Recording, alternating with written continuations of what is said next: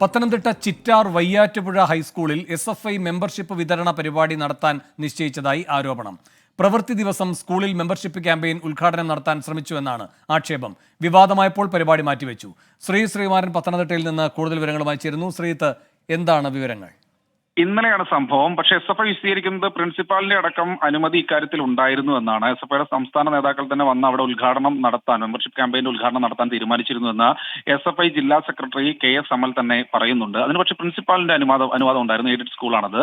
എന്തായാലും ആ സമയത്ത് തന്നെ BJPയും അതുപോലെ തന്നെ യൂത്ത് കോൺഗ്രസും KSUവും ഒക്കെ പരാതിയുമായി രംഗത്ത് വരുന്ന ഒരു സാഹചര്യം ഉണ്ടായി. അപ്പോൾ തന്നെ അവിടെ പരിപാടി അവിടെ നിന്ന് മാറ്റി പത്തനംതിട്ട നഗരത്തിലെ ഒരു സ്കൂളിലേക്ക് മാറ്റി ആ പരിപാടി അവിടെ നടത്തുകയായിരുന്നു. എന്തായാലും പരിപാടിയുടെ കൊടിതോരണങ്ങൾ അടക്കമുള്ള ദൃശ്യങ്ങളാണ് ഇപ്പോൾ സമൂഹ മാധ്യമങ്ങളിലൂടെ പ്രചരിക്കുന്നത്. സ്കൂളിനകത്ത് ഹൈക്കോടതിയുടെ ഉത്തരവുള്ള സമയത്ത് എങ്ങനെയാണ് സ്കൂളിനകത്ത് SFI ഇത്തരം ഒരു കൊടികളെല്ലാം കെട്ടി ഒരു പരിപാടി നടത്തുക എന്നാണ് ചോദിക്കുന്നത്. എന്തായാലും SFI നേതൃത്വം പറയുന്നത് സ്കൂൾ അധികൃതരുടെ അനുമതി ഉണ്ടായിരുന്നു, അതുകൊണ്ടാണ് തങ്ങൾ ആ കൊടികളെല്ലാം കെട്ടിയതെന്നാണ്. എന്തായാലും പരിപാടി നടന്നിട്ടില്ല, പരിപാടി മാറ്റിവെച്ചു വിവാദമായപ്പോൾ. വേണു.